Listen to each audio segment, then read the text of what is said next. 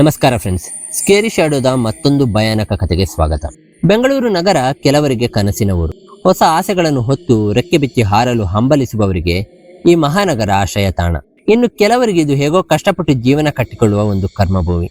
ಇನ್ನು ಹಲವರಿಗೆ ಹಗಲು ഇരുಳು ಬೆವರು ಸುರಿಸಿ ದುಡಿದು ತಮ್ಮವರಿಗಾಗಿ 4 ಕಾಸು ಸಂಪಾದನೆ ಮಾಡುವ ಹಠದ ಜಾಗ. ಆದರೆ ಕೆಲವರಿಗೆ ಇದು ಕೇವಲ ನರಕದ ಬಾಗಿಲು. ಕತ್ತಲೆಯ ಗರ್ಭದಲ್ಲಿ ಅಡಗಿರುವ ಕ್ರೂರ ಸತ್ಯಗಳು, ಕಣ್ಣಿಗೂ ಕಾಣದ ನಿಗೂಢ ಶಕ್ತಿಗಳು ಮತ್ತು ಮನುಷ್ಯನ ಕಲ್ಪನೆಗೂ ನಿಲುಕದ ಭೀಕರ ರಹಸ್ಯಗಳು ಈ ನಗರದ ಕೆಲವು ಮೂಲೆಯಲ್ಲಿ ಯಾರಿಗೂ ತಿಳಿದಂತೆ ಉಸಿರಾಡ್ತಾ ಇದೆ. ಅಂತಹದೇ ಒಂದು ಕರಾಳ ರಹಸ್ಯಕ್ಕೆ ಸಿಲುಕಿದ್ದು ತುಮಕೂರಿನಿಂದ ಬಂದಂತ ಒಂದು ಹುಡುಗಿ. ಈ ಘಟನೆ ನಡೆದಿದ್ದು 2016ರಲ್ಲಿ ಅನನ್ಯಳ ಜೊತೆ. ಅನನ್ಯ ಮೂಲತಃ ತುಮಕೂರಿನ ಹುಡುಗಿ. ವಯಸ್ಸು 22 ಆಗಿತ್ತು. ಹಸಿರು ಬೆಟ್ಟಗಳಿರುವ ಶಾಂತವಾದ ಪರಿಸರದಲ್ಲಿ ನಂಬಿಕಸ್ಥ ಮನುಷ್ಯರ ನಡುವೆ ಬೆಳೆದಿದ್ದ ಅನನ್ಯಳ ಮುಖದಲ್ಲಿ ಮಗ್ಧತೆ, ಕಣ್ಣಲ್ಲಿ ಏನಾದರೂ ಸಾಧಿಸಬೇಕು ಎಂಬ ಹಂಬಲ ಎದ್ದು ಕಾಣಿಸ್ತಿತ್ತು. ಅಷ್ಟೇ ಅಲ್ಲ, ಕುಟುಂಬದ ಜವಾಬ್ದಾರಿಯು ಅವಳ ಮೇಲೆ ಇತ್ತು. ಬಿಕಾಂ ಮುಗಿಸಿದ್ದ ಅನನ್ಯಳಿಗೆ ಬೆಂಗಳೂರಿನ ಜಾಲಹಳ್ಳಿಯಲ್ಲಿ ಒಂದು ಕೆಲಸ ಸಿಕ್ಕಿತ್ತು. ತಿಂಗಳಿಗೆ ಏನಿಲ್ಲ ಅಂದ್ರೂ 40,000 ರೂಪಾಯಿ ಸಂಬಳ ಸಿಗುವಂತ ಕೆಲಸ ಅದು. ಅನನ್ಯಳದು ತೀರಾ ಬಡ ಕುಟುಂಬ. ಅನನ್ಯಳ ತಂದೆ ಊರಲ್ಲಿದ್ದ ಒಂದು ಸಣ್ಣ ಜಮೀನಿನಲ್ಲಿ ಕೃಷಿ ಮಾಡ್ತಿದ್ರು. ಆಗಿನ ಟೈಮಲ್ಲಿ ವಿಪರೀತ ಮಳೆ ಬಂದು ಬೆಳೆದಿದ್ದ ಬೆಳೆಯೆಲ್ಲ ನಾಶ ಆಗಿ ತುಂಬಾ ಸಾಲ ಮಾಡ್ಕೊಂಡಿದ್ರು. ಅವಳ ತಾಯಿ ಆ ಹಳ್ಳಿಯಲ್ಲಿ ಇದ್ದಂತ ಒಂದು ಮಹಿಳಾ ಸಂಘದಲ್ಲಿ ಸಣ್ಣ ಪುಟ್ಟ ಕೆಲಸ ಮಾಡಿಕೊಂಡು ಬರುವ ಅಲ್ಪ ಸ್ವಲ್ಪ ಆದಾಯದಲ್ಲಿ ಮನೆ ನಡೆಸ್ತಾ ಇದ್ರು. ಅನನ್ಯ ಬೆಂಗಳೂರಿಗೆ ಹೋಗಬೇಕಾದ್ರೆ ಅವಳ ತಾಯಿ ಕಣ್ಣಲ್ಲಿ ನೀರು ಹಾಕ್ತಾ ಪೂಜೆ ಮಾಡಿದಂತ ಒಂದು ಸಣ್ಣ ದಾರವನ್ನು ಅವಳ ಕೈಗೆ ಕಟ್ತಾರೆ. ಮತ್ತೆ ಅವಳ ತಂದೆ ಅವರ ಹತ್ರ ಇದ್ದಂತ ಸ್ವಲ್ಪ ಹಣವನ್ನು ಕೊಟ್ಟು, ಬೆಂಗಳೂರು ತುಂಬಾ ದೊಡ್ಡೂರು, ಅಲ್ಲಿರೋ ಜನರೆಲ್ಲ ನಮ್ಮವರ ತರ ಇರಲ್ಲ ಮಗಳೇ, ಹುಷಾರಾಗಿರು, ಯಾರನ್ನು ಬೇಗ ನಂಬೇಡ, ನೀನಾಯ್ತು ನಿನ್ನ ಕೆಲಸ ಆಯ್ತು ಅಂತ ಆರಾಮಾಗಿರು ಅಂತ ಹೇಳ್ತಾರೆ. ಸರಿ ಅಂತ ಹೇಳಿ ಅವಳು ಊರನ್ನು ಬಿಟ್ಟು ಬೆಂಗಳೂರಿಗೆ ಬರ್ತಾಳೆ. ಬೆಂಗಳೂರಿಗೆ ಬಂದ ಮೇಲೆ ಅವಳಿಗೆ ಎದುರಾದಂತ ಮೊದಲ ಸಮಸ್ಯೆನೇ ಉಳಿದುಕೊಳ್ಳಲು ಜಾಗ. ಸೊ ರೂಮ್ ಹುಡುಕಬೇಕಾಗಿತ್ತು. ಅವಳಿಗೆ ಆಫೀಸ್ಗೆ ಹತ್ರ ಆಗೋ ತರ ಒಂದು PG ಬೇಕಿತ್ತು. ತುಂಬಾ ಹುಡುಕಿದ ನಂತರ ಅನನ್ಯಗೆ ಸಿಕ್ಕಿತ್ತು ಜಾಲಹಳ್ಳಿ 8ನೇ ಕ್ರಾಸ್ ನಲ್ಲಿ ಇದ್ದಂತ ಗರ್ಲ್ಸ್ PG. ಅದು ಮೇನ್ ರೋಡ್ ಇಂದ ಒಳಗೆ ಜನರ ಓಡಾಟ ಕಮ್ಮಿ ಇರೋ ಜಾಗದಲ್ಲಿ ಇತ್ತು ಮತ್ತು ಅದು ನೋಡೋಕೆ ತುಂಬಾ ತೀರಾ ಸಾಮಾನ್ಯವಾದ ಕಟ್ಟಡದ ತರ ಕಾಣಿಸ್ತಾ ಇತ್ತು. ಆ PG ಗೋಡೆಗಳು ಎಷ್ಟು ಹಳೇದಾಗಿತ್ತು ಅಂದ್ರೆ ಅದು ನೋಡಿದ್ರೆ ಎಷ್ಟೋ ವರ್ಷಗಳಿಂದ ಪೇಂಟೇ ಹೊಡೆದಿಲ್ವೇನೋ ಅನ್ನೋ ತರ ಕಾಣಿಸ್ತಿತ್ತು. ಮತ್ತೆ ಅಲ್ಲಿದ್ದಂತ ಕೆಲವು ಕಿಟಕಿ ಮಾಡ್ತಾ ಇದ್ದಂತ ಶಬ್ದ, ಇವೆಲ್ಲ ಇಲ್ಲಿ ಎಲ್ಲಾನು ಸರಿ ಇಲ್ಲ ಅನ್ನೋ ತರದ ಭಾವನೆ ಬರೆಸ್ತಾ ಇತ್ತು. ಅಂದ ಹಾಗೆ ಆ PGಯ ಹೆಸರು ಶ್ರೀ ಲಕ್ಷ್ಮಿ ಲೇಡೀಸ್ PG ಅಂತ. ಮತ್ತೆ ಆ PGಯ ಓನರ್ ಹೆಸರು ಸರೋಜಮ್ಮ. ಅವರಿಗೆ ಏನಿಲ್ಲ ಅಂದ್ರೂ 55 ವರ್ಷ ಆಗಿತ್ತು. ಅವರು ನೋಡೋದಕ್ಕೆ ಸ್ವಲ್ಪ ಒರಟಾಗಿ ಕಾಣಿಸ್ತಾ ಇದ್ರು. ಮತ್ತೆ ಮಾತಾಡಬೇಕಾದ್ರೆ ಬಲವಂತವಾಗಿ ನಗೋ ತರ ಮುಖ ಮಾಡ್ಕೋತಾ ಇದ್ರು. ಅನನ್ಯ ತನ್ನ ಲಗೇಜ್ ಎಲ್ಲ ತಗೊಂಡು PG ಒಳಗೆ ಹೋದಾಗ ಸರೋಜಮ್ಮ, ಬಾ ಮಗಳೇ, ಎಲ್ಲಿಂದ ಬರ್ತಾ ಇದೆಯಾ, ಓದೋಕೆ ಬಂದಿದ್ಯಾ ಅಥವಾ ಕೆಲಸಕ್ಕೆ ಬಂದಿದ್ಯಾ ಅಂತ ಕೇಳ್ತಾರೆ. ಅದಕ್ಕೆ ಅನನ್ಯ, ನನ್ನ ಆಫೀಸ್ ಇಲ್ಲೇ ಹತ್ರದಲ್ಲೇ ಇರೋದು, ಕೆಲಸಕ್ಕೆ ಅಂತೂ ತುಮಕೂರಿಂದ ಬಂದಿದ್ದೀನಿ ಅಂತ ಹೇಳ್ತಾಳೆ. ಅದಕ್ಕೆ PG ಓನರ್, ಹಾಗಾದ್ರೆ ಈ PGನಲ್ಲಿ ನೀನು ಆರಾಮಾಗಿ ಉಳ್ಕೋಬಹುದು, ಇಲ್ಲಿ ಎಲ್ಲಾ ರೀತಿಯ ಸೇಫ್ಟೀಸ್ ಇದೆ ಹೆಣ್ಣು ಮಕ್ಕಳಿಗೆ, ನಮ್ಮ PGನಲ್ಲಿ ಆಫೀಸ್ಗೆ ಹೋಗೋ ತುಂಬಾ ಒಳ್ಳೆ ಹುಡುಗಿಯರಿದ್ದಾರೆ, ನಿನಗೆ ಯಾವುದೇ ರೀತಿಯ ತೊಂದರೆ ಆಗಲ್ಲ ಅಂತ ಹೇಳ್ತಾರೆ. ಆಗ ಅನನ್ಯಗ ಅವರ ಮಾತನ್ನ ಕೇಳಿ ಸಮಾಧಾನ ಆಗುತ್ತೆ. ಅನನ್ಯ ತನ್ನ ಹತ್ರ ಇದ್ದಂತ ಸ್ವಲ್ಪ ಹಣದಲ್ಲಿ 3 ತಿಂಗಳ ಬಾಡಿಗೆ ಅಂತ ಸರೋಜಮ್ಮನಿಗೆ ಕೊಡ್ತಾಳೆ. ಸರೋಜಮ್ಮ ಕೂಡ ಅವಳ ಹತ್ರ ಹಣವನ್ನ ತಗೊಂಡು 2ನೇ ಫ್ಲೋರ್ ಅಲ್ಲಿ ಇದ್ದಂತ ರೂಮ್ಗೆ ಕರ್ಕೊಂಡು ಹೋಗ್ತಾರೆ. ಆ ರೂಮಲ್ಲಿ 2 ಬೆಡ್ ಇತ್ತು. ಮತ್ತೆ ಮುಂಚಿತವಾಗ್ಲೇ ಒಂದು ಹುಡುಗಿ ಅಲ್ಲಿ ವಾಸವಾಗಿದ್ಲು. ಅವಳ ಹೆಸರು ಕಾವ್ಯ. ಕಾವ್ಯ ಜಾಲಹಳ್ಳಿನಲ್ಲಿ ಇದ್ದಂತ ಒಂದು ಬ್ಯಾಂಕ್ ಅಲ್ಲಿ ಕೆಲಸ ಮಾಡ್ತಾ ಇದ್ಲು. ಅನನ್ಯ ರೂಮ್ ಒಳಗೆ ಕಾಲಿಡ್ತಾ ಇದ್ದಂಗೆ ಒಂದು ವಿಚಿತ್ರವಾದ ವಾಸನೆ ಅವಳ ಮೂಗಿಗೆ ಬಡಿಯುತ್ತೆ. ಅದು ಸಾಮಾನ್ಯವಾದ ಧೂಳು ಅಥವಾ ಗಲೀಜೆದ್ದ ರೂಮಿನಿಂದ ವಾಸನೆ ಬರುತ್ತಲ್ಲ, ಆ ರೀತಿಯ ವಾಸನೆ ಆಗಿರ್ಲಿಲ್ಲ. ಸುಟ್ಟ ಕೂದಲಿನ ತೀವ್ರವಾದ ವಾಸನೆ ಮತ್ತು ಕೊಳೆತು ಹೋಗಿರುವ ರಕ್ತದ ವಾಸನೆ ರೀತಿ ಬರ್ತಾ ಇತ್ತು. ಆ ವಾಸನೆ ಎಷ್ಟೊಂದು ಸ್ಟ್ರಾಂಗ್ ಆಗಿತ್ತು ಅಂದ್ರೆ ಅನನ್ಯಗೆ ತಕ್ಷಣ ವಾಮಿಟ್ ಬಂದಾಗೆ ಆಗುತ್ತೆ. ಆ ವಾಸನೆಯನ್ನು ತಡ್ಕೊಳ್ಳಕ್ಕೆ ಆಗದ ಅವಳು ಮೂಗನ್ನು ಮುಚ್ಚಿಕೊಂಡು, ಏನು ಈ ರೀತಿ ವಾಸನೆ ಬರ್ತಾ ಇದೆ, ಏನಾದ್ರೂ ಸುಟ್ಟು ಹೋಗಿದೆ ಅಂತ ಕಾವ್ಯಳ ಹತ್ರ ಕೇಳ್ತಾಳೆ. ಅದಕ್ಕೆ ಕಾವ್ಯ, ಅದೇನು ಇಲ್ಲ, 3rd ಫ್ಲೋರ್ ಅಲ್ಲಿರೋ ರೂಮಿನ ಬಾತ್ರೂಮ್ ಡ್ರೈನೇಜ್ ಪ್ರಾಬ್ಲಮ್ ಆಗಿದೆ, ಅದಕ್ಕೆ ಈ ವಾಸನೆ ಬರ್ತಾ ಇದೆ, ಸ್ವಲ್ಪ ಹೊತ್ತಿಗೆ ಎಲ್ಲ ಸರಿ ಹೋಗುತ್ತೆ ಅಂತ ಹೇಳ್ತಾಳೆ. ಹಾಗೆ ಹೇಳುವಾಗ ಅವಳ ಮಾತಲ್ಲಿ ಒಂದು ರೀತಿಯ ಭಯವಿರುತ್ತೆ. ಅನನ್ಯಾಗೆ ಎಲ್ಲೋ ಒಂದು ಕಡೆ ಏನೋ ಸರಿ ಇಲ್ಲ ಅಂತ ಅನಿಸುತ್ತೆ. ಆದ್ರೆ ಅವಳ ಹಣಕಾಸಿನ ಪರಿಸ್ಥಿತಿ ನೆನೆಸ್ಕೊಂಡು ಸುಮ್ಮನಾಗ್ತಾಳೆ. ಆಗ PGಯ ಓನರ್ ಕೂಡ, ಏನು ತಲೆ ಕೆಡಿಸಿಕೊಳ್ಬೇಡ, ಆರಾಮಾಗಿರು, ಈ ಹುಡುಗಿಯ ಜೊತೆ ನೀನು ತುಂಬಾ ಕಂಫರ್ಟೇಬಲ್ ಆಗಿರ್ಬೋದು, ಇವಳು ತುಂಬಾ ಒಳ್ಳೆಯವಳು ಅಂತ ಹೇಳಿ ಆ ಜಾಗವನ್ನ ಬಿಡ್ತಾರೆ. ಮತ್ತೆ ಎಲ್ಲ ಸೆಟಲ್ ಆದ ಮೇಲೆ ಅನನ್ಯ ನೆಕ್ಸ್ಟ್ ದಿನದಿಂದ ಕೆಲಸಕ್ಕೆ ಹೋಗಕ್ಕೆ ಶುರು ಮಾಡ್ಕೋತಾಳೆ. ಸಂಜೆ 6 ಗಂಟೆಗೆ ಕೆಲಸ ಮುಗಿಸ್ಕೊಂಡು ವಾಪಸ್ ಬಂದಾಗ ಕಾವ್ಯ ಒಬ್ಬಳೆ ರೂಮಲ್ಲಿ ಪುಸ್ತಕವನ್ನು ಓದ್ತಾ ಕೂತಿದ್ಲು. ಅವಳು ಹಾಗೆ ಅನನ್ಯಳ ಕಡೆ ನೋಡ್ತಾ, ಹೋಗು, ಕೆಳಗಡೆ ಅಡುಗೆ ರೆಡಿ ಇದೆ, ಊಟ ಮಾಡ್ಕೊಂಡು ಬಾ ಅಂತ ಹೇಳ್ತಾಳೆ. ಸರಿ ಅಂತ ಹೇಳಿ ಅನನ್ಯ ಊಟ ಎಲ್ಲ ಮುಗಿಸ್ಕೊಂಡು ಅವಳ ಅಪ್ಪ ಅಮ್ಮನ ಜೊತೆ ಫೋನಲ್ಲಿ ಮಾತಾಡಿ ವಾಪಸ್ ರೂಮ್ಗೆ ಬರೋ ಅಷ್ಟೊತ್ತಿಗೆ 8:30 ಆಗಿತ್ತು. ರೂಮ್ ಒಳಗೆ ಬರ್ತಾ ಇದ್ದಂಗೆ ಕಾವ್ಯ ಮಲ್ಕೊಂಡಿರೋದನ್ನು ನೋಡಿ ಅನನ್ಯಗೆ ಶಾಕ್ ಆಗುತ್ತೆ. ಸರಿ ಬಿಡು, ಇವರ ಡೈಲಿ ರೊಟೀನ್ ಇದೇ ಆಗಿರ್ಬೋದು ಅಂತ ಯೋಚನೆ ಮಾಡಿ ಸುಮ್ಮನಾಗ್ತಾಳೆ. ಹಾಗೆ ಅನನ್ಯ ಕೂಡ ಒಂದು ಸ್ವಲ್ಪ ಹೊತ್ತಿಗೆ ಮಲಗಿ ಬಿಡ್ತಾಳೆ. ಅವಳು ಪಿಜಿಗೆ ಬಂದ 2ನೇ ದಿನಕ್ಕೇನೆ ಅವಳ ಜೊತೆ ಒಂದು ವಿಚಿತ್ರವಾದ ಘಟನೆ ನಡೆಯುತ್ತೆ. ಅನನ್ಯ ಮಲಗಿರಬೇಕಾದ್ರೆ ಯಾರೋ ಮೇಲ್ಮಹಡಿಯಲ್ಲಿ ಅಂದ್ರೆ 3rd ಫ್ಲೋರ್ ಅಲ್ಲಿ ಗೆಜ್ಜೆನ ಕಟ್ಕೊಂಡು ನಡೆದಾಡ್ತಾ ಇರೋ ತರ ಶಬ್ದ ಕೇಳಿ ಬರುತ್ತೆ ಮತ್ತು ಅದು ತುಂಬಾ ಸ್ಪಷ್ಟವಾಗಿ ಕೇಳಿ ಬರ್ತಾ ಇರುತ್ತೆ. ಮೊದಲು ಅವಳು 3rd ಫ್ಲೋರ್ ಅಲ್ಲಿ ಯಾವುದೋ ಹುಡುಗಿ ಇವಾಗ ನೈಟ್ ಶಿಫ್ಟ್ ಮುಗಿಸ್ಕೊಂಡು ಬಂದಿರ್ಬೇಕೇನೋ ಅಂತ ಯೋಚನೆ ಮಾಡಿ ಸುಮ್ಮನಾಗ್ತಾಳೆ. ಆದ್ರೆ ಸ್ವಲ್ಪ ಹೊತ್ತಿಗೆ ಇದ್ದಕ್ಕಿದ್ದಂಗೆ ಆ ಗೆಜ್ಜೆ ಶಬ್ದ ಅವಳ ರೂಮ್ ಒಳಗೆ ಕೇಳಿಸೋಕೆ ಶುರುವಾಗುತ್ತೆ. ತಕ್ಷಣ ಅವಳು ಕಣ್ಣು ಬಿಟ್ಟು ನೋಡ್ತಾಳೆ. ಆದ್ರೆ ಅಲ್ಲಿ ಯಾರೂ ಕಾಣಿಸೋದಿಲ್ಲ. ಮತ್ತೆ ಅವಳಿಗೆ ಅವಳು ಮಲ್ಕೊಂಡಿರುವಂತ ಬೆಡ್ ಕೆಳಗೆ ಯಾರೋ ಮಾತಾಡ್ತಾ ಇರೋ ಶಬ್ದ ಕೇಳಿ ಬರುತ್ತೆ. ಆಗ ಅನನ್ಯಗೆ ಸಿಕ್ಕಾಪಟ್ಟೆ ಭಯ ಆಗುತ್ತೆ. ಅವಳ ಉಸಿರು ಆಲ್ಮೋಸ್ಟ್ ಗಂಟಲಲ್ಲೇ ಸಿಕ್ಕಿಕೊಂಡ ಹಾಗೆ ಫೀಲ್ ಆಗುತ್ತೆ. ಕರೆಕ್ಟ್ ಆಗಿ 1 ನಿಮಿಷದ ತನಕ ಅವಳ ಬೆಡ್ ಕೆಳಗಡೆನೆ ಯಾರೋ ಮಾತಾಡ್ತಾ ಇರೋ ಹಾಗೆ ಕೇಳಿ ಬರುತ್ತೆ. ಅದಾದ ನಂತರ ಯಾವುದೋ ಒಂದು ಹೆಣ್ಣು ನಗ್ತಾ ಇರೋ ಹಾಗೆ ಕೇಳಿ ಬರುತ್ತೆ.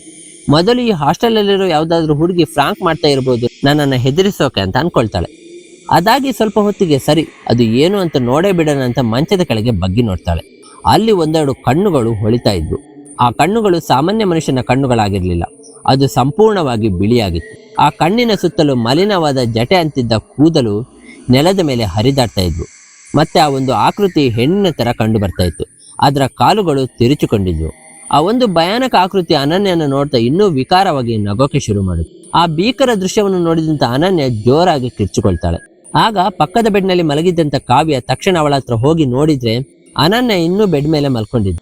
ಮತ್ತೆ ಅವಳು ಕಂಡಂತ ದೃಶ್ಯ ಕನಸಾಗಿತ್ತು. ಕಾವ್ಯ ಅವಳನ್ನು ಹಾಗೋ ಹೀಗೋ ಮಾಡಿ ನಿದ್ದೆಯಿಂದ ಎಬ್ಬಿಸಿದಾಗ ಅವಳು ಸಂಪೂರ್ಣವಾಗಿ ಬೆವೆತು ಹೋಗಿದ್ಲು. ಅನನ್ಯ ನಿದ್ದೆಯಿಂದ ಎಚ್ಚರವಾಗ್ತಾ ಇದ್ದ ಹಾಗೆ ಕಾವ್ಯನ ತಪ್ಕೊಂಡು ಜೋರಾಗಿ ಅಳೋದಕ್ಕೆ ಶುರು ಮಾಡ್ಕೋತಾಳೆ. ಆಗ ಕಾವ್ಯ ಯಾಕೆ ಅಳ್ತಾ ಇದೆಯಾ, ಏನಾಯ್ತು ಅಂತ ಕೇಳ್ತಾಳೆ. ಅದಕ್ಕೆ ಅನನ್ಯ, ನಾನು ಮಂಚದ ಕೆಳಗೆ ಯಾವುದೋ ಒಂದು ಭಯಾನಕವಾದ ಆಕೃತಿನ ನೋಡಿದೆ, ಅದು ವಿಚಿತ್ರವಾಗಿ ನಗ್ತಾ ಇತ್ತು ಅಂತ ಹೇಳ್ತಾಳೆ. ಅದನ್ನು ಕೇಳಿದಂತ ಕಾವ್ಯಳಿಗೆ ಒಳಗೊಳಗೆ ಭಯ ಶುರುವಾಗುತ್ತೆ. ಆದ್ರೆ ಅದನ್ನು ತೋರಿಸಿಕೊಳ್ಳದೆ ಅನನ್ಯಗೆ ಜಾಸ್ತಿ ತಲೆ ಕೆಡಿಸ್ಕೋಬೇಡ, ಯಾವುದೋ ಕೆಟ್ಟ ಕನಸು ಬಿದ್ದಿರುತ್ತೆ ಅಷ್ಟೇ ಅಂತ ಹೇಳಿ ಸಮಾಧಾನ ಮಾಡಿ ಮಲಗಿಸ್ತಾಳೆ. ಮತ್ತೆ ನೆಕ್ಸ್ಟ್ ದಿನ ಅನನ್ಯ ಎದ್ದಾಗ ಅವಳು ಕಂಡಂತ ಕನಸನ್ನು ಆಗಾಗ ನೆನೆಸಿಕೊಂಡು ಭಯ ಬೀಳ್ತಾ ಇರ್ತಾಳೆ. ಅದನ್ನು ನೋಡಿದಂತ ಕಾವ್ಯ ಜಾಸ್ತಿ ಭಯ ಎಲ್ಲ ಬೀಳಕ್ ಹೋಗ್ಬೇಡ, ಅದು ಜಸ್ಟ್ ಕನಸಾಗಿತ್ತು ಅಷ್ಟೇನೆ, ಹೋಗು ಹತ್ತಿರದಲ್ಲಿ ಆಂಜನೇಯನ ದೇವಸ್ಥಾನ ಇದೆ, ಹೋಗ್ಬಾ ಅಂತ ಹೇಳ್ತಾಳೆ. ಸರಿ ಅಂತ ಹೇಳಿ ಅನನ್ಯ ರೆಡಿಯಾಗಿ ಆಂಜನೇಯನ ದೇವಸ್ಥಾನಕ್ಕೆ ಹೋದಾಗ ಅಲ್ಲಿ ಇದ್ದಕ್ಕಿದ್ದಂತೆ ಯಾವುದೋ ಒಂದು ಹೆಂಗಸು ಅವಳನ್ನ ಕರೆದು, ಏನಮ್ಮ ನೀನು ಸರೋಜಮ್ಮನ ಪಿಜಿನೆಲ್ಲ ಇರೋದು, ನಿನ್ನನ್ನು ಮೊನ್ನೆ ಬ್ಯಾಗ್ ಸಮೇತ ಪಿಜಿ ಒಳಗೆ ಹೋಗ್ತಾ ಇರೋದನ್ನು ನೋಡಿದೆ, ಅದಕ್ಕೆ ಕೇಳ್ತಾ ಇದ್ದೀನಿ ಅಂತ ಹೇಳ್ತಾರೆ. ಆಗ ಅನನ್ಯ, ಹೌದು ಆಂಟಿ, ಹೊಸದಾಗಿ ಬಂದಿದ್ದೀನಿ ಅಂತ ಹೇಳ್ತಾಳೆ. ಅದಕ್ಕೆ ಆ ಹೆಂಗಸು, ಸ್ವಲ್ಪ ಹುಷಾರಾಗಿರಮ್ಮ, ಆ ಸರೋಜಮ್ಮ ಸರಿ ಇಲ್ಲ, ಏರಿಯಾದಲ್ಲಿ ಅವಳ ಬಗ್ಗೆ ಯಾರಿಗೂ ಒಳ್ಳೆ ಅಭಿಪ್ರಾಯ ಅನ್ನೋದಿಲ್ಲ ಅಂತ ಹೇಳ್ತಾರೆ. ಅನನ್ಯ ಅದನ್ನು ಕೇಳ್ತಾ ಇದ್ದ ಹಾಗೆ, ಯಾಕೆ ಆಂಟಿ ಅಂತದ್ದು ಏನಾಯ್ತು ಅಂತ ಕೇಳ್ತಾಳೆ. ಅದೆಲ್ಲ ನಿನಗೆ ಯಾಕಮ್ಮ, ನೀನಾಯ್ತು ನಿನ್ನ ಕೆಲಸ ಆಯ್ತು ಅಂತ ಇರು, ಸರೋಜಮ್ಮನ ಹತ್ರ ಜಾಸ್ತಿ ಮಾತಾಡೋಕ್ಕೆ ಹೋಗ್ಬೇಡ ಅಂತ ವಾರ್ನಿಂಗ್ ಕೊಟ್ಟು ಅಲ್ಲಿಂದ ಹೊರಟು ಹೋಗ್ತಾಳೆ. ಆಗ ಅನನ್ಯ ಕೂಡ, ಯಾರೋ ಹೆಂಗೋ ಇತ್ಕೊಳ್ಳಿ ನನಗೇನು, ನಾನಾಯ್ತು ನನ್ನ ಕೆಲಸ ಆಯ್ತು ಅಂತ ಇದ್ರೆ ಸಾಕು ಅಂತ ಅಲ್ಲಿಂದ ಹೊರಟು ಬಿಡ್ತಾಳೆ. ಮತ್ತೆ ಅವತ್ತಿನ ದಿನ ಅವಳು ಕೆಲಸ ಎಲ್ಲ ಮುಗಿಸ್ಕೊಂಡು ವಾಪಸ್ ಪಿಜಿಗೆ ಬಂದು ಊಟ ಮಾಡಿ ಮಲಗಿದಾಗ ಮತ್ತೆ ಅದೇ ರೀತಿಯ ಕನಸು ಬೀಳುತ್ತೆ. ಆದ್ರೆ ಈ ಸಲ ಅವಳು ಕಿರ್ಚಿಕೊಂಡು ಹೇಳೋದಿಲ್ಲ, ಬದಲಿಗೆ ಒಂದು ನಾರ್ಮಲ್ ಭಯದಲ್ಲಿ ಎದ್ದು ಬೆಡ್ ಮೇಲೆ ಕೂತು ಆ ಕನಸಿನ ಬಗ್ಗೆನೂ ಯೋಚನೆ ಮಾಡ್ತಾ ಇರ್ತಾಳೆ. ಆಗ ಇದ್ದಕ್ಕಿದ್ದಂತೆ ಆ ರೂಮ್ ಒಳಗೆ ಮಗುವಿನ ಅಳುವಿನ ಶಬ್ದ ಕೇಳಿ ಬರುತ್ತೆ. ಆ ಶಬ್ದ ಕೇಳಿ ಬರ್ತಾ ಇದ್ದಂಗೆ ಆ ರೂಮಲ್ಲಿ ಮಲ್ಕೊಂಡಿದ್ದಂತ ಕಾವ್ಯ ಇದ್ದಕ್ಕಿದ್ದಂತೆ ಎದ್ದು ನಿಂತು ಗೋಡೆ ಹತ್ತಿರ ಹೋಗಿ ಹಣ ಚಚ್ಚಿಕೊಳ್ಳಕ್ಕೆ ಶುರು ಮಾಡ್ತಾಳೆ. ಇದ್ದಕ್ಕಿದ್ದ ಹಾಗೆ ಕಾವ್ಯ ಯಾಕೆ ಈ ರೀತಿ ಆಡ್ತಾ ಇದ್ದಾಳೆ, ಅದು ಮಧ್ಯರಾತ್ರಿಲಿ ಅಂತ ಅನನ್ಯ ಅವಳನ್ನು ತಡೆಯೋಕೆ ಹೋದಾಗ ಅವಳು ಅನನ್ಯಳ ಕಡೆ ತಿರುಗಿ, ನೋಡು ನನ್ನ ಮಗುನ ಕೊಟ್ಬಿಡು, ನನ್ನ ಮಗುನ ಯಾಕೆ ಸಾಯಿಸ್ತೆ, ನನ್ನ ಮಗು ಸತ್ತಿದ್ದು ನಿನ್ನಿಂದನೆ ಅಂತ ಹೇಳಿ ಅನನ್ಯಳನ್ನು ಜೋರಾಗಿ ಗೋಡೆಯ ಕಡೆ ತಳ್ತಾಳೆ. ಮತ್ತೆ ಕಾವ್ಯ ಭಯಾನಕವಾಗಿ ಅಳೋದಕ್ಕೆ ಶುರು ಮಾಡ್ಕೋತಾಳೆ. ಮತ್ತೆ ಮೂಲೆಯಲ್ಲಿ ಇದ್ದಂತ ಪೊರಕೆಯನ್ನು ತಗೊಂಡು ಅನನ್ಯಳಿಗೆ ಹೊಡೆಯೋದಕ್ಕೆ ಅಂತ ಹೋದಾಗ ಕಾವ್ಯ ಇದ್ದಕ್ಕಿದ್ದಂತೆ ತಲೆ ಸುತ್ತಿ ಕೆಳಗೆ ಬಿದ್ದು ಬೀಳ್ತಾಳೆ. ಅನನ್ಯಗೆ ಹೇಗೆ ರಿಯಾಕ್ಟ್ ಮಾಡ್ಬೇಕು, ಏನ್ ರಿಯಾಕ್ಟ್ ಮಾಡ್ಬೇಕು ಅಂತ ಗೊತ್ತಾಗದೆ ಒಂದು ಸ್ವಲ್ಪ ಹೊತ್ತು ಸುಮ್ಮನೆ ಹಾಗೆ ನಿಂತ್ಕೊಳ್ತಾಳೆ. ನಂತರ ಕಾವ್ಯನ ಎಬ್ಸಿ ಬೆಡ್ ಮೇಲೆ ಕೂರಿಸಿ ಅವಳ ಹತ್ರ, ಯಾಕೆ, ಏನಾಯ್ತು, ಯಾಕೆ ಈ ತರ ಎಲ್ಲ ಆಡ್ತಾ ಇದ್ಯಾ, ಆ ಮಗುವಿನ ಶಬ್ದ ಈ ರೂಮ್ ಒಳಗೆ ಹೇಗೆ ಬಂತು ಅಂತ ಕೇಳ್ತಾಳೆ. ಅದಕ್ಕೆ ಕಾವ್ಯ, ನನಗೇನು ಗೊತ್ತಿಲ್ಲ, ನನಗೆ ಮೈಕೈ ತುಂಬಾ ನೋವ್ತಾ ಇದೆ, ನೀನು ಈ ಪಿಜಿಗೆ ಬಂದಾಗಲೇ ನಾನು ನಿನಗೆ ಹೇಳಬೇಕಾಗಿತ್ತು, ಈ ರೂಮಲ್ಲಿ ಯಾವುದೋ ಅಮಾನುಷ ಶಕ್ತಿ ಇದೆ ಅಂತ, ಆದ್ರೆ ನನಗೆ ಹೇಳೋ ಧೈರ್ಯ ಬರಲಿಲ್ಲ, ಜಾಸ್ತಿ ತಡ ಮಾಡೋದು ಬೇಡ, ನೀನು ಬಂದು 3 ದಿನ ಆಗಿರೋದು, ನಾಳೆ ಬೆಳಿಗ್ಗೆ ಆಗ್ತಾ ಇದ್ದ ಹಾಗೆ ಮೊದಲು ಇಲ್ಲಿಂದ ಹೊರಟು ಬಿಡೋಣ ಅಂತ ಹೇಳ್ತಾಳೆ. ಅದನ್ನು ಕೇಳಿದಂತ ಅನನ್ಯ ಕೂಡ, ಸರಿ ಆಯ್ತು, ತಡ ಮಾಡೋದು ಬೇಡ, ಬೆಳಿಗ್ಗೆನೆ ಹೊರಟು ಬಿಡೋಣ ಅಂತ ಡಿಸೈಡ್ ಆಗ್ತಾಳೆ. ಮತ್ತೆ ಅವತ್ತಿನ ರಾತ್ರಿ ಇದನ್ನೆಲ್ಲ ಡಿಸ್ಕಷನ್ ಮಾಡಿ ಅವರು ಮಲ್ಕೋಬೇಕಾದ್ರೆ 3 ಗಂಟೆ ಆಗಿತ್ತು. ಲೈಟ್ ಆನ್ ಮಾಡಿ ಇಟ್ಕೊಂಡು ಇಬ್ರು ಪಕ್ಕ ಪಕ್ಕದಲ್ಲೇ ಮಲ್ಕೊಂಡಿದ್ರು. ಮತ್ತು ಅನನ್ಯ ಮಲ್ಕೊಂಡ ಸ್ವಲ್ಪ ಹೊತ್ತಿಗೆ ಅವಳಿಗೆ ಒಂದು ಕನಸು ಬೀಳುತ್ತೆ. ಅದೇನಂದ್ರೆ ಸೌಮ್ಯ ಎಂಬ ತುಂಬಾ ಗರ್ಭಿಣಿ, ಹತ್ರ 8 ತಿಂಗಳಾಗಿರಬಹುದು. ಅವಳು ಯಾವುದೋ ಒಂದು ಊರಿಂದ ಈ ಪಿಜಿನಲ್ಲಿ ಸ್ವಲ್ಪ ದಿನ ಇದ್ದು ಬೆಂಗಳೂರಿನ ಒಂದು ಒಳ್ಳೆ ಹಾಸ್ಪಿಟಲ್ ಟ್ರೀಟ್ಮೆಂಟ್ ತಗೊಂಡು ಹೋಗೋಕೆ ಅಂತ ಬಂದಿರ್ತಾಳೆ. ಸೌಮ್ಯಗೆ ತಂದೆ ತಾಯಿ ಇರಲಿಲ್ಲ. ಮತ್ತೆ ಅವಳ ಗಂಡ ಅವಳನ್ನು ಚೆನ್ನಾಗಿ ನೋಡ್ಕೊಳ್ತಾ ಇರಲಿಲ್ಲ. ಆದ್ರಿಂದ ಕಷ್ಟನೂ ಸುಖನು ಅವಳೊಬ್ಳೆ ಬೆಂಗಳೂರಿಗೆ ಟ್ರೀಟ್ಮೆಂಟ್ಗೆ ಅಂತ ಬಂದಿರ್ತಾಳೆ. ಆಗ ಅವಳು ಉಳ್ಕೊಂಡಿದ್ದೆ ಈ ಒಂದು ಪಿಜಿನಲ್ಲಿ. ಸೌಮ್ಯ ಸರೋಜಮ್ಮನ ಹತ್ರ ಯಾವ್ದಾದ್ರು ರೂಮ್ ಖಾಲಿ ಇದೆಯಾ ಅಂತ ಕೇಳಿದಾಗ ಬೇಸ್ಮೆಂಟ್ ಮತ್ತು ಫಸ್ಟ್ ಫ್ಲೋರ್ ಅಲ್ಲಿ ರೂಮ್ ಖಾಲಿ ಇದ್ರೂ ರೂಮ್ ಇಲ್ಲ ಅಂತ ಹೇಳಿ ಸೆಕೆಂಡ್ ಫ್ಲೋರ್ ಅಲ್ಲಿ ರೂಮ್ ಕೊಡ್ತಾಳೆ. ಸರಿ ಆಯ್ತು, ಏನ್ ಸ್ವಲ್ಪ ದಿನ ತಾನೇ, ಅಡ್ಜಸ್ಟ್ ಮಾಡ್ಕೊಂಡ್ರೆ ಆಯ್ತು ಅಂತ ಸುಮ್ಮನಾಗ್ತಾಳೆ. ಮತ್ತೆ ನೆಕ್ಸ್ಟ್ ದಿನ ಅವಳು ಹಾಸ್ಪಿಟ್ಲಿಗೆ ಹೋಗಿ ಡಾಕ್ಟರ್ ಹತ್ರ ಚೆಕಪ್ ಮಾಡಿಸಿಕೊಂಡಾಗ ಡಾಕ್ಟ್ರು, ನೋಡಮ್ಮ, ನಿನ್ ಮಗುಗೆ ಬ್ರೈನ್ ಅಲ್ಲಿ ಆಕ್ಸಿಜನ್ ಸಪ್ಲೈ ಕಮ್ಮಿ ಆಗಿದೆ, ನೀನು ಸ್ವಲ್ಪ ಟ್ರಾವೆಲ್ ಮಾಡೋದನ್ನ ನಿಲ್ಸು, ಮತ್ತೆ ನಿನ್ನ ಪ್ರೆಗ್ನೆನ್ಸಿ ಮುಗಿಯೋ ತನಕ ಇಲ್ಲೇ ಎಲ್ಲಾದ್ರೂ ಹತ್ತಿರದಲ್ಲೇ ವಾಸವಾಗಿರು, ಊರಿಗೆ ಹೋಗೋದು ಬರೋದೆಲ್ಲ ಮಾಡೋಕ್ ಹೋಗ್ಬೇಡ ಅಂತ ಸ್ಟ್ರಿಕ್ಟ್ ಆಗಿ ವಾರ್ನಿಂಗ್ ಕೊಡ್ತಾರೆ. ಅದಕ್ಕೆ ಸೌಮ್ಯ ಕೂಡ ಸರಿ ಅಂತ ಒಪ್ಕೊಳ್ತಾಳೆ. ಮತ್ತು ಸರೋಜಮ್ಮನ ಹತ್ರ ಹೋಗಿ, ನೋಡಿ, ನನಗೆ ಡಾಕ್ಟ್ರು ಈ ರೀತಿ ಹೇಳಿದ್ದಾರೆ, ಆದ್ರಿಂದ ಡೆಲಿವರಿ ಮುಗಿಸಿಕೊಂಡೇ ನಾನು ಊರಿಗೆ ಹೋಗ್ತೀನಿ, ಅಲ್ಲಿಯ ತನಕ ನಾನು ಇಲ್ಲೇ ಇರ್ತೀನಿ ಅಂತ ಹೇಳ್ತಾಳೆ. ಅದಕ್ಕೆ ಸರೋಜಮ್ಮ ಕೂಡ, ನೀನೇನು ತಲೆ ಕೆಡಿಸ್ಕೋಬೇಡ ಮಗಳೇ, ನಾನಿದ್ದೀನಿ, ನಿನ್ನ ಡೆಲಿವರಿ ಮುಗಿಯೋ ತನಕ ನಾನು ನಿನ್ನ ಜೊತೆ ಇದ್ದು ನಿನ್ನನ್ನು ಚೆನ್ನಾಗಿ ನೋಡ್ಕೋತೀನಿ ಅಂತ ಹೇಳ್ತಾರೆ. ಆದ್ರೆ ಅವಳ ಮುಖದಲ್ಲಿ ಒಂದು ವಿಚಿತ್ರವಾದ ನಗು ಕಂಡು ಬರುತ್ತೆ. ಮತ್ತೆ ಅದೇ ರೀತಿನೇ ಸರೋಜಮ್ಮ ಕೂಡ ಸೌಮ್ಯಳ ಡೆಲಿವರಿ ಟೈಮ್ ಬರೋ ತನಕ ಚೆನ್ನಾಗಿ ನೋಡ್ಕೋತಾರೆ. ಆದ್ರೆ ಡೆಲಿವರಿ ಡೇಟ್ ಹತ್ರ ಬಂದಾಗ ರೂಮಲ್ಲಿ ಇದ್ದಂತ ಸೌಮ್ಯಗೆ ಇದ್ದಕ್ಕಿದ್ದಂಗೆ ಹೊಟ್ಟೆ ನೋವು ಶುರುವಾಗುತ್ತೆ. ಆಗ ಅವಳು ಜೋರಾಗಿ ಕೂಗಾಡೋಕೆ ಶುರು ಮಾಡ್ಕೋತಾಳೆ. ಮತ್ತೆ ಅವಳ ದುರದೃಷ್ಟಕ್ಕೆ ಆ ಪಿಜಿನಲ್ಲಿ ಅವತ್ತು ಯಾರೂ ಇರಲಿಲ್ಲ, ಇದ್ದಿದ್ದು ಸರೋಜಮ್ಮ ಒಬ್ರೆ. ಮತ್ತೆ ಅವರಿಗೆ ಅವಳ ಧ್ವನಿ ತುಂಬಾ ಕ್ಲಿಯರ್ ಆಗಿ ಕೇಳಿಸ್ತಾ ಇತ್ತು. ಆದ್ರೆ ಅವರು ಕೂತಿದ್ದಂಥ ರಿಸೆಪ್ಷನ್ ಜಾಗದಿಂದ ಎದ್ದು 2ನೇ ಫ್ಲೋರಲ್ಲಿ ಇದ್ದಂಥ ಸೌಮ್ಯ ಹತ್ರ ಹೋಗ್ಲೇ ಇಲ್ಲ. ನಂತರ ಸೌಮ್ಯ ಹೊಟ್ಟೆ ನೋವನ್ನು ತಡ್ಕೊಳಕ್ಕಾಗದೆ ಆ ರೂಮಲ್ಲೇ ಸಾವನ್ನಪ್ತಾಳೆ. ಮತ್ತೆ ಅವಳ ಹೊಟ್ಟೆಯಲ್ಲಿ ಇದ್ದಂಥ ಮಗು ಕೂಡ ಸತ್ತು ಹೋಗುತ್ತೆ. ನಂತರ ಈ ರೀತಿ ಆಗಿದೆ ಅಂತ ಸರೋಜಮ್ಮ ಪೊಲೀಸರಿಗೆ ವರದಿ ಮುಟ್ಟಿಸ್ತಾಳೆ. ಪೊಲೀಸ್ ಅವರು ಬಂದು ಈ ಘಟನೆ ನಡೆದಾಗ ಪಿಜಿನಲ್ಲಿ ಯಾರು ಇರ್ಲಿಲ್ವಾ ಅಂತ ಕೇಳಿದಾಗ ಸರೋಜಮ್ಮ, ನಾನು ಊಟಕ್ಕೆ ಹೋಗಿ ಬಂದಿದ್ದೆ ಸಾಯಂಕಾಲ, ಅಷ್ಟರೊಳಗೆ ಈ ರೀತಿ ಆಗಿ ಹೋಗಿದೆ ಅಂತ ಸುಳ್ಳು ಹೇಳ್ತಾಳೆ.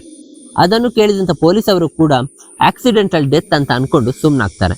ಈ ಇಷ್ಟು ದೃಶ್ಯ ಸಂಪೂರ್ಣವಾಗಿ ಅನನ್ಯಗೆ ಕನಸಲ್ಲಿ ಕಂಡು ಬರುತ್ತೆ. ಅವಳು ಕನಸಿಂದ ಎಚ್ಚರಗೊಂಡು ಎದ್ದಾಗ ಅದೇ ಸಮಯದಲ್ಲಿ ಪಕ್ಕದಲ್ಲೇ ಮಲ್ಕೊಂಡಿದ್ದ ಕಾವ್ಯ ಕೂಡ ಎದ್ದು ಕೊಡ್ತಾಳೆ ಮತ್ತು ಅವರಿಬ್ಬರು ಒಬ್ಬರನ್ನೊಬ್ಬರು ಭಯದಲ್ಲಿ ನೋಡ್ಕೋತಾರೆ. ಆಗ ಸಮಯ ಬೆಳಗಿನ ಜಾವ 6:30 ಆಗಿತ್ತು. ನಂತರ ಅನನ್ಯ ನಾನು ಈ ರೀತಿ ಕನಸನ್ನು ನೋಡಿದಂತ ಕಾವ್ಯಗೆ ಹೇಳಿದಾಗ ಕಾವ್ಯ ಕೂಡ ನಾನು ಕೂಡ ಸೇಮ್ ಕನಸನ್ನು ನೋಡಿದೆ ಅಂತ ಹೇಳ್ತಾಳೆ. ನಂತರ ಬಾ ಇಬ್ರು ಫಸ್ಟ್ ಇಲ್ಲಿಂದ ಹೊರಡೋಣ ಅಂತ ಹೇಳಿ ಬಟ್ಟೆಗಳನ್ನ ಪ್ಯಾಕ್ ಮಾಡಿಕೊಂಡು ಅವರವರ ಊರಿಗೆ ಹೊರಟು ಬಿಡ್ತಾರೆ.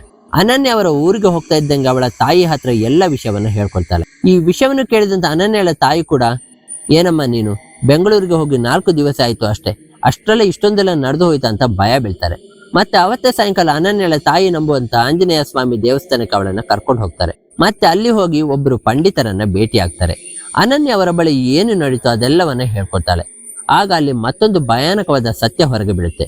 ಅದೇನು ಅಂದ್ರೆ, ಆಂಜನೇಯ ದೇವಸ್ಥಾನದ ಪಂಡಿತರು ಅಂಜನ ಹಾಕಿ ಏನಾಯ್ತು ಅಂತ ನೋಡಿದಾಗ ಆ ಒಂದು ಪಿಜಿಯ ಓನರ್ ಸರೋಜಮ್ಮ ಏನು ಸಾಮಾನ್ಯ ಹೆಂಗಸಾಗಿರ್ಲಿಲ್ಲ. ಅವಳು ಮಾಟ ಮಂತ್ರ ತಂತ್ರದ ಮೇಲೆಲ್ಲ ಅಪಾರವಾದ ನಂಬಿಕೆ ಇಟ್ಟಿದ್ಲು ಅಂತ ಗೊತ್ತಾಗುತ್ತೆ. ಅವಳು ಒಂದು ಸಮಯದಲ್ಲಿ ತುಂಬಾ ಲಾಸ್ ಆಗಿ ಬರ್ಬಾದಾಗಿ ಕೂತಿದ್ದು. ಆಗ ಅವಳು ಇದೆಲ್ಲ ಹೇಗೆ ಸರಿ ಹೋಗುತ್ತೆ, ಏನ್ ಮಾಡಿದ್ರೆ ನಾನು ಹಣಕಾಸು ಸಂಪಾದನೆ ಮಾಡಬಹುದು ಅಂತ ಯೋಚನೆ ಮಾಡಿದಾಗ ಅವಳು ಯಾವುದೋ ಒಬ್ಬ ಮಾಟಗಾರರನ್ನ ಭೇಟಿ ಮಾಡ್ತಾಳೆ. ಆ ವ್ಯಕ್ತಿ ಸರೋಜಮ್ಮನಿಗೆ, ನಿನ್ನ ಮನೆಯಲ್ಲಿ ಅಥವಾ ನಿನ್ನ ಬಿಸ್ನೆಸ್ ಮಾಡ್ತಿರೋ ಜಾಗದಲ್ಲಿ ಯಾವುದಾದ್ರೂ ಬಸರಿ ಹೆಂಗಸು ಅಥವಾ ಮಗು ಮೃತ ಹೊಂದಿದರೆ ನಿನಗೆ ಆಗ್ತಾ ಇರೋ ಅಡೆತಡೆಗಳು ಸರಿ ಹೋಗುತ್ತೆ ಅಂತ ಹೇಳ್ತಾನೆ. ಮತ್ತು ಅದೇ ರೀತಿಯಲ್ಲಿನೇ ಆ ಬಿಲ್ಡಿಂಗ್ ನಲ್ಲಿ ಸೌಮ್ಯ ಮತ್ತು ಅವಳ ಮಗುವಿನ ಸಾವಾಗುತ್ತೆ.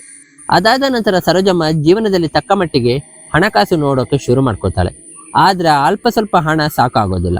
ಅವಳಿಗೆ ಹಣದ ಮೇಲಿನ ವ್ಯಾಮೋಹ ಮತ್ತಷ್ಟು ಜಾಸ್ತಿ ಆಗುತ್ತೆ. ಆಕೆ ಮತ್ತೆ ಮಾಟಗಾರರನ್ನು ಭೇಟಿಯಾಗಿ, ನಾನು ಇನ್ನೂ ಹಣ ಮಾಡಬೇಕು, ನಾನು ಚೆನ್ನಾಗಿರ್ಬೇಕು, ಅದಕ್ಕೆ ಏನ್ ಮಾಡಬೇಕು ಅಂತ ಕೇಳ್ತಾಳೆ.